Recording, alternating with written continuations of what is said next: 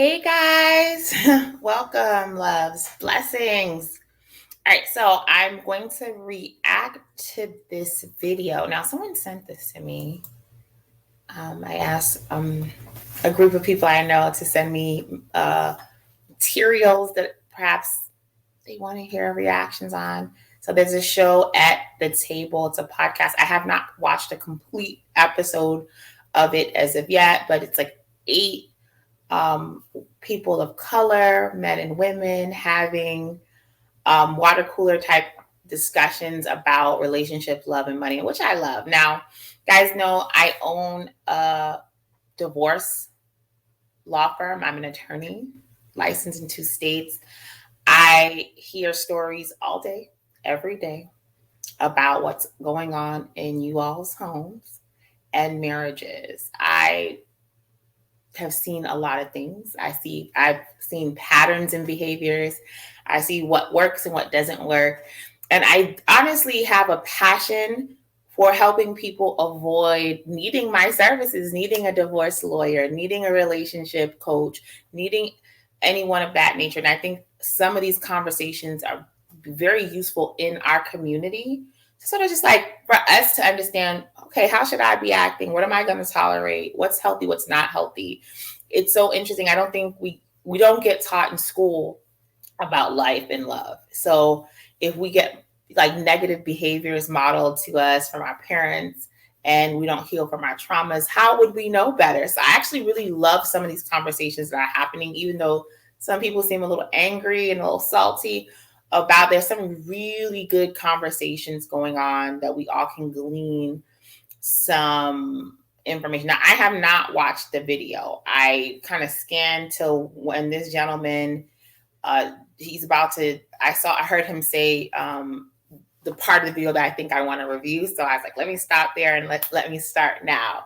So essentially, there's a discussion about how women should treat men when they earn more money. Me being someone who divorces people and ends relationships for a living, and me being a woman of color who makes very good money and obviously dates and all that kind of stuff. I have a professional opinion as well as some personal opinions about it. And so it's interesting to note that marriages between men and women where women out earn men have a higher rate of divorce. And I think that this conversation that they're having at the table kind of filling in the gray area as to why that might be true. So if you're a woman who makes a lot of money, or you're a man and you're woman dating a woman you're dating, or your wife makes more money, I think it's something that you have to be much more mindful of, that there's an extra little layer of ego and bruised feelings, and there's a potential for things to go left. But now you're armed with some information, so perhaps you can like sidestep that pitfall. So let's hear what the gentleman with the Dior banner has to say. Come on, say something. So said that, yes, she can make 70 and he can make 40 as long as he's taking care of her. But then she also goes back to say that if he's making less money than her, she's more prone to disrespect his manhood, right? Well, and taking back 2 more steps, I'm more inclined to disrespect him if he does something or says something. Yeah. No, but see, that's the thing. I don't play those games, and my husband knows that about me. You come for me, and I'm not dilly-dallying around. Like, I'm literally going to say the most hurtful thing that I can to you. No, I'm not. I don't argue. That's the thing. Like, I will walk. I'm saying cherries. I will walk away. I will say, okay. All right, let me stop it here. So it's just so funny because I have professional ears. So because I listen, I cross-examine people for a living, and they're having 2 separate conversations already. And I'm going to like really parse it out based on what's being said. So the gentleman with the Dior banner stated that this young lady, I don't know their names, with the blonde hair, both handsome and beautiful, has said previously that if a man makes 7, she makes 70, her man makes 40, she's more inclined to disrespect him. Let's just deal with that, and then we're going to deal with her response. That's plumb crazy. You get who you picked. So if it's important to you, lady with the lady with the white short shirt, the person speaking right now on the screen, that your man makes more money than you, so you can be more respectful. I would listen. I think there's problems there, but let's say that's what it is, right? Then you need to choose a partner that makes more money than you, so you can respect him more. And then that can be a non-issue. So you know that this about yourself, self-awareness, ladies and gentlemen, and then you choose to be with somebody who makes significantly less and disrespect them, that's completely inappropriate. And first of all, disrespecting anyone because of money is emotionally immature. Now, here's the real deal, Holyfield. As women, we are conditioned and bred by Disney movies, the Bible, everything we're told that you need a man to come protect you and take care of you. And men prefer to be able to provide.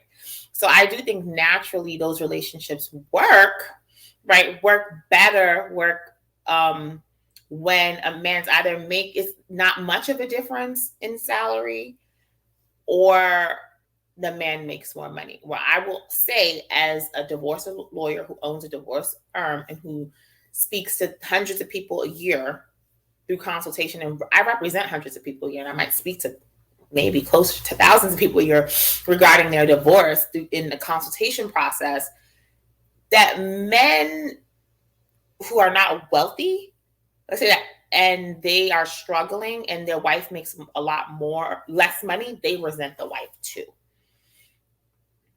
Now, usually if a man is making a lot of money and the family unit's not struggling, it tends not to care, but it's a factor. I think it's more of a factor when women make more money than men because of what societal norms and how we've been bred and all of those things and expectations, spoken and unspoken, right? But I think that it's a problem, period, where, like, let's say the family's living above their means and they're struggling. I hear men say all the time, I am a men's rights, father's rights, men's divorce attorney as well. And that she just sit around, watch Bon Bon YouTube all day, and they're not happy. They don't want to do it anymore. So let me just be clear. As to that point, she's tripping. The respect should not be contingent upon the money. Now, what she may be wanting to say, and I'm now just speculating, is that there's a resentment there, right? That she's taking care of him and she doesn't want that. And then that's really an authenticity thing. I think people ought to go be with who you want, but marriage may not be for you, because you could start with somebody to make a lot of money. They can have a stroke, a heart attack, lose their job, and then you're the one carrying. So marriage, or at least what I consider marriage and what I know marriage to be about, and yes, I have been married before. I'm not anymore. I have been. Marriage is about me loving you, you loving me as a person. Marriage is about who do you want to have kids and bury your parents with. Marriage is about being tender with somebody and holding them accountable and growing with somebody and being that person's person and being that person's best friend. It's not about if you're going into a marriage and you're going into a marriage based on what you can get, don't get married, get divorced, call me now, I got you. Really, a successful marriages that I've seen, and I've seen plenty around me, and I hope one day to have one, is when both people, the aim and the focus is, what can I give this person? Not what can I get? So girlfriend, I don't believe that. The second part of it, her response was not responsive to what he's saying. So now she's responding not to the statement he made. She's just saying that in general, she's a straight and direct person, and that if you're going to do some stupid stuff, you're going to get the wrath or something like that. That's it. You need a little work.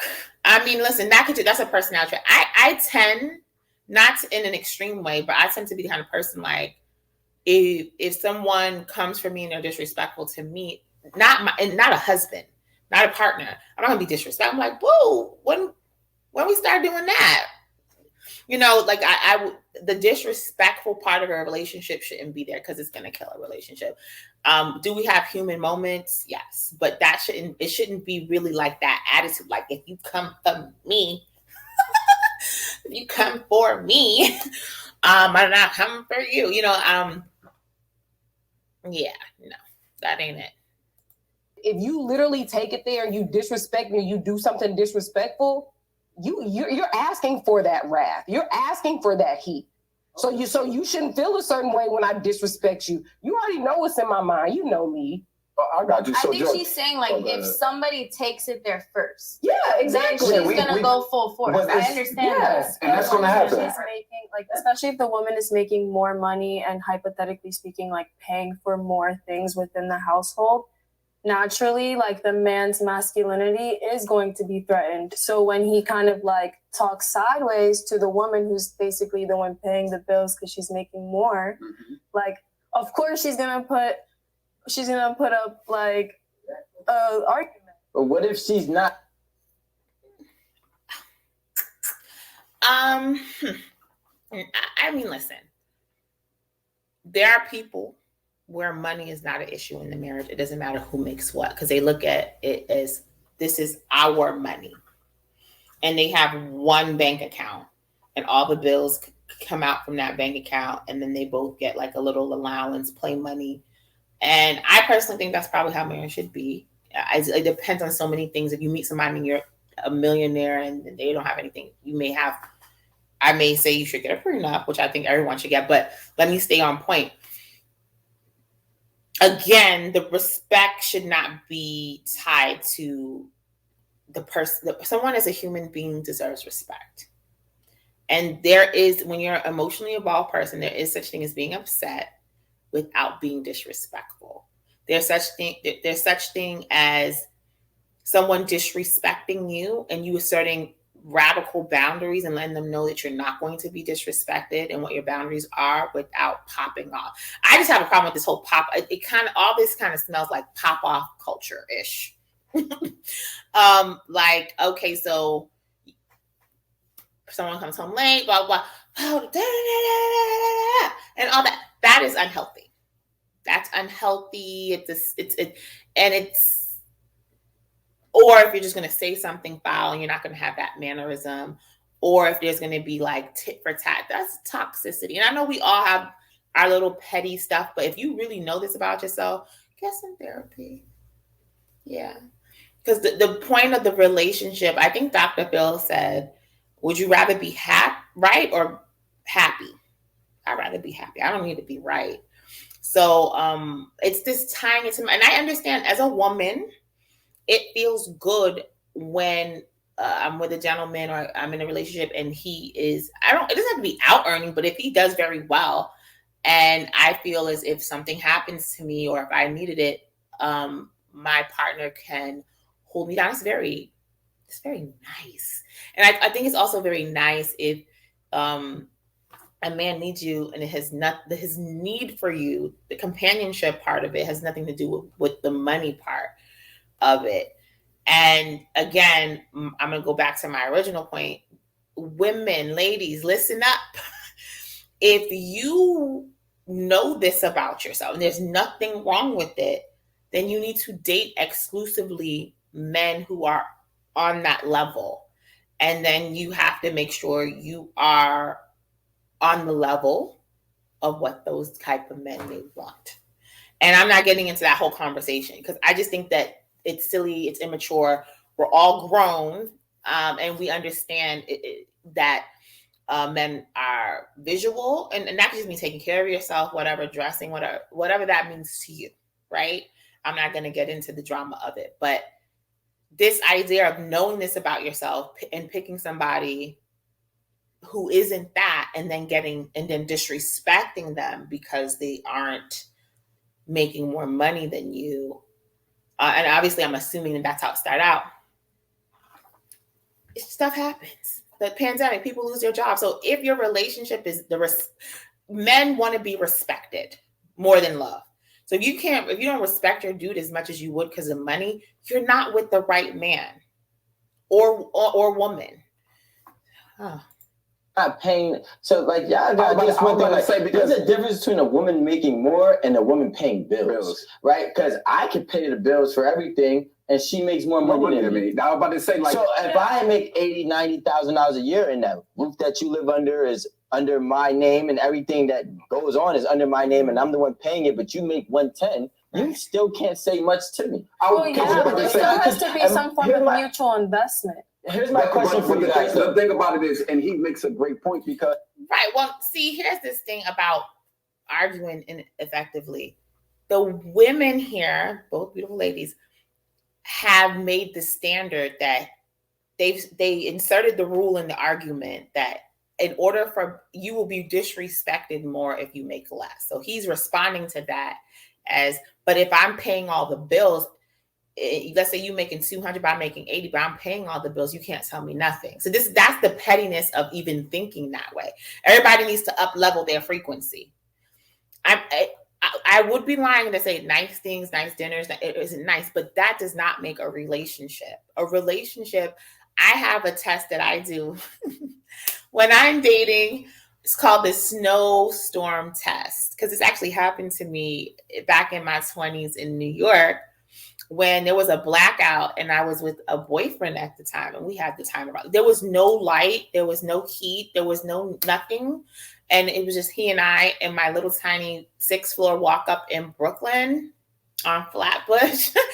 And we had the time of our lives. And also it was that time of month. So that intimacy was not happening and of any kind, because intimacy doesn't necessarily just mean sex for us. So we just had fun playing games and laughing and, and if you can't enjoy being with someone, the essence of who they are, their heart, their relationship with God, their kindness, the way they think, you have no business marrying them. Because then if you're just in a relationship for an exchange, and I know we all exchange it, but if it's just like, you give me sex, I buy you, like if it's just transactional, you shouldn't marry that person. You're in a marriage is like, I see your soul, you are beautiful, I want to take care of you, mind, body, and marriage. And I'm not sure if they're talking about marriage, but they're talking about living together. And for me, that includes marriage. So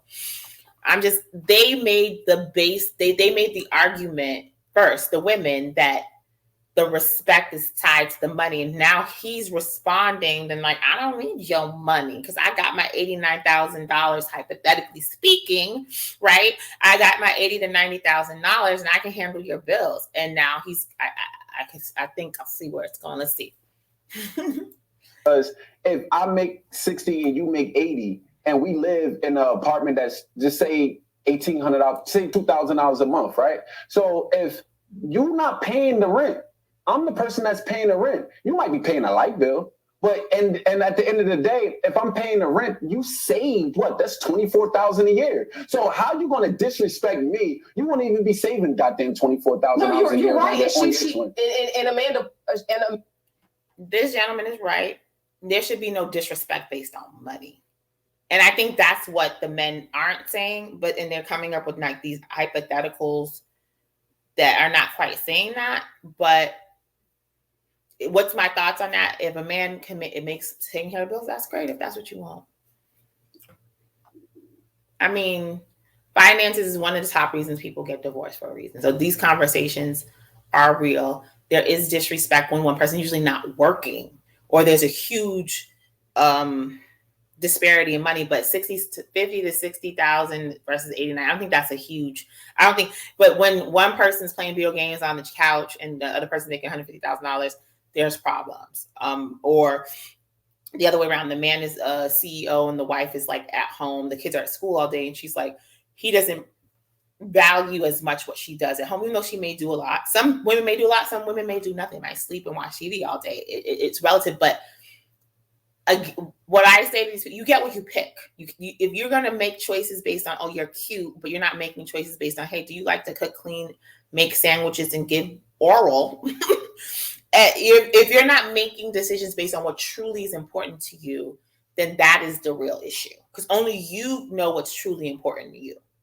And if paying bills is, it should not be contingent on respect. Because then also the men who do make the money, and this is where these men are going, if they pay the bills, they feel like they can disrespect you and treat you any kind of way. So it's way more deeper than this.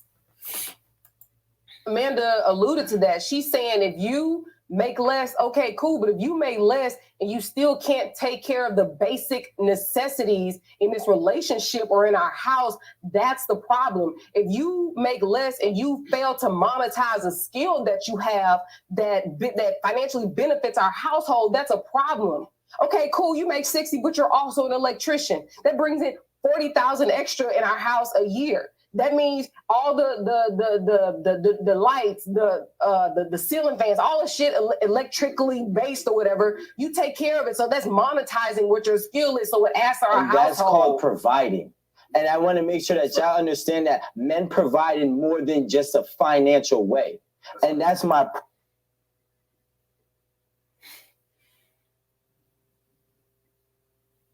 See, we can't talk generally. Some men do, some men don't. And I need him to qualify. How do they provide more than financially? And yes, I have been with amazing men who emotionally took care of me, spiritually led me, and were, helped me stand on my toes, made me want to be better in every way, just because that's the quality and caliber that they were, right? But not every man is like that. And not every woman is like that. The fact that they're trying to make this a sexist thing, I think, is the issue. It's not a man or woman thing. It's a person by person thing. And it's a very individual thing. Problem, because if I sit here and ask, okay, cool, if I pay every bill in this house, right, and I fix everything in this house because I'm an electrician, what are you bringing to the table as a woman? What do you realistically do other than have sex? Oh, you asking me? I'm asking. Whoa. Any man asking that question, ladies on your date, get up and leave.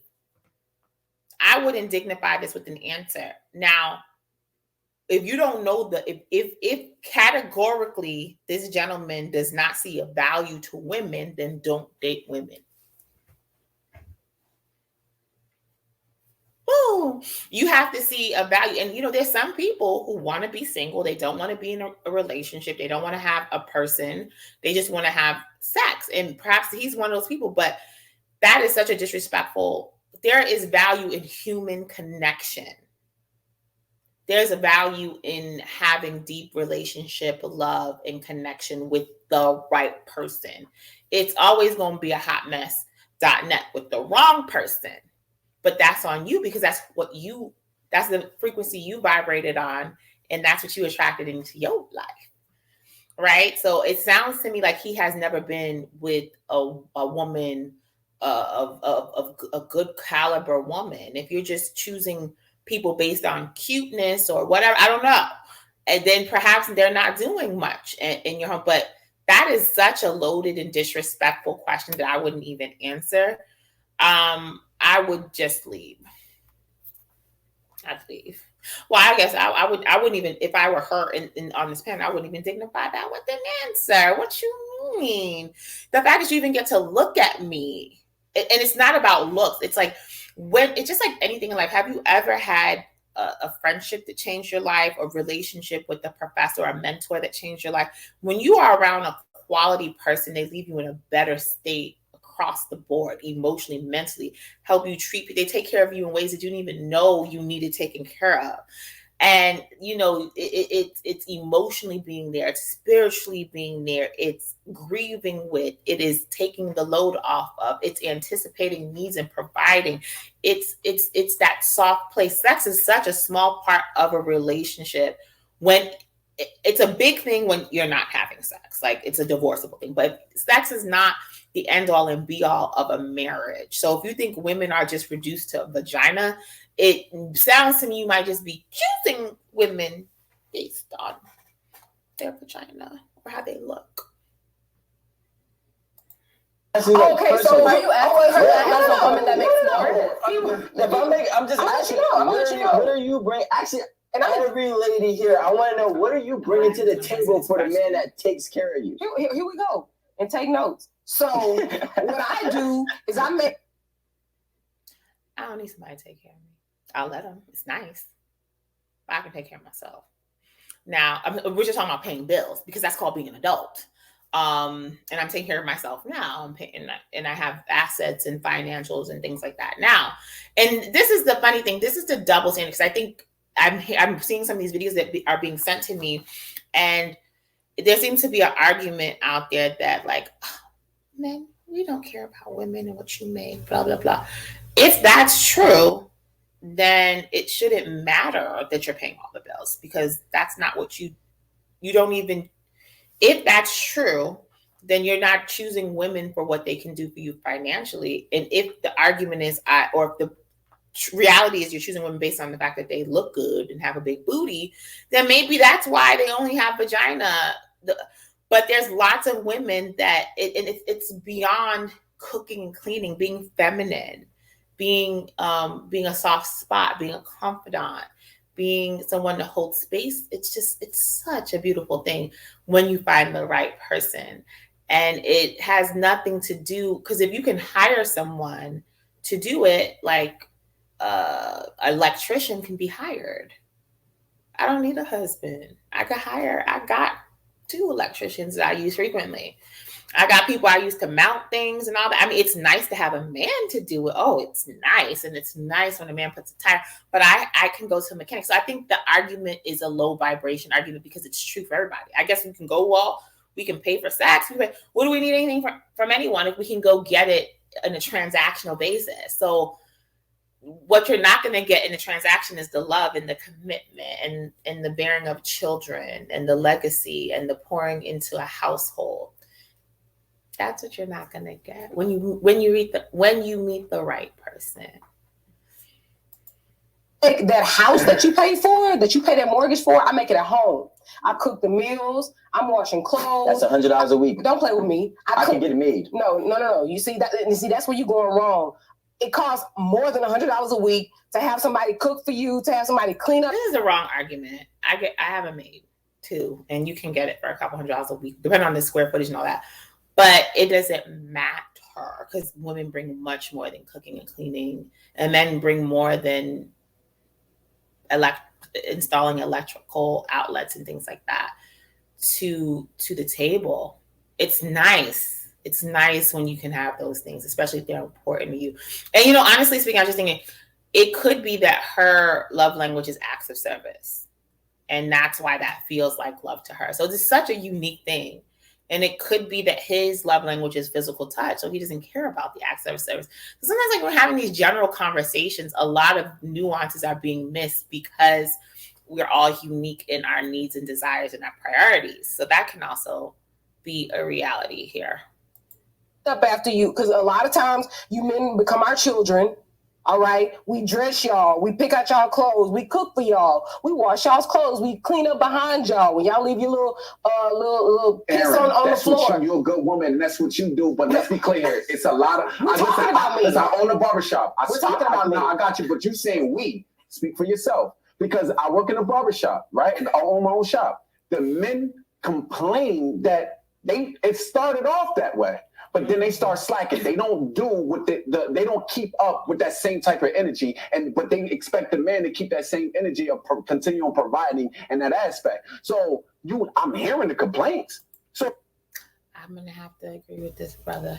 I do hear a lot of complaints that obviously that's why someone would be talking to a divorce attorney, right? So the people who are happy and have the wife and husband that's acting right won't be calling me anyway. So it's kind of like, take that into consideration. But a lot of men are saying that as far as how women look, weight, sex, cleaning, things like that, completely decline as the marriage progresses. But I think what's missing from that, even though he owns a barbershop, relationships are such complicated things, because what happens is that if someone cheats or disrespects you or neglects you, or you don't feel seen or heard, a mutual withdrawing happens. And that's sometimes it's really hard for people to identify what came first, the chicken and the egg.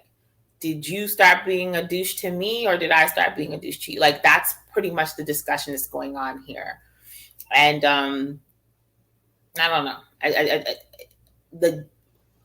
he's saying that women stop. She's a good woman.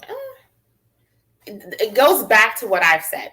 If you're unhappy, and I wanted to say this, and I don't believe I said this, the young lady who this conversation sort of directed towards, she said at one point that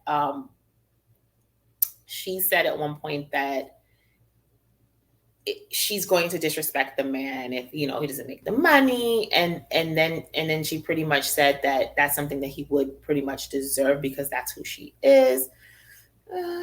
That's tough, and my response to that is the same response to him.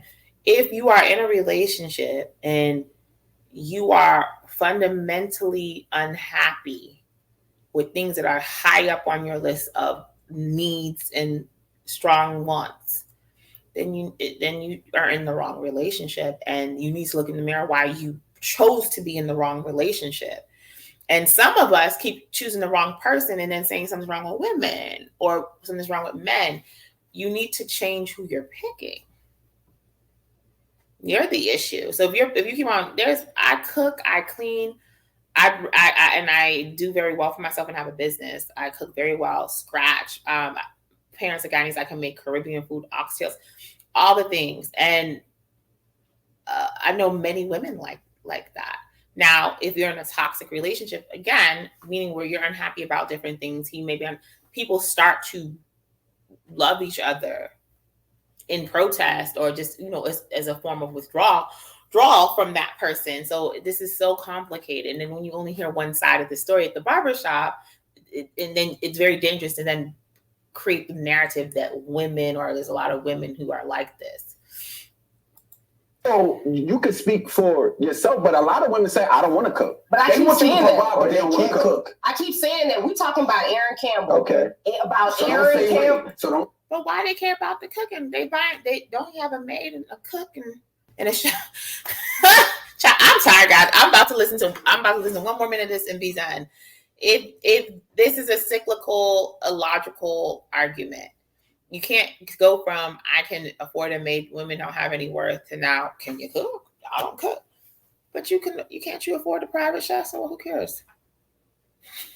Don't say we then. Yeah. Okay, well let's backtrack. I make a house a home. All the furniture you get to come home and lay up on, I pick that shit out. You know what I'm saying? When the paper towels go away in the bathroom, who goes to the store to get them, who gets on Amazon to get that? All the shit that you don't even think about that makes your life easier, I do that. You understand? Let me ask you a question, right? Everything that you're telling me can be bought. Guess what? I can have an assistant order me paper towels and toilet paper and groceries on Amazon. Actually, I get Whole Foods delivered to my house weekly. It's a subscription. I get meal preps every week. My meal preps is $120, and I get 3 meals a day. I make myself my own breakfast. That's 4 square meals. I have another cleaning lady. She charges me $100 a week to come clean. You are only saving me $600. In a nutshell. Maybe you. $600 to $800. I'm going to take my advice. I'm not dignifying that with an answer, and I'm getting up and leaving. Boy, bye. Again, no disrespect, Rico. I think I just saw his name here is Rico. No disrespect. Man, I shouldn't ever say boy.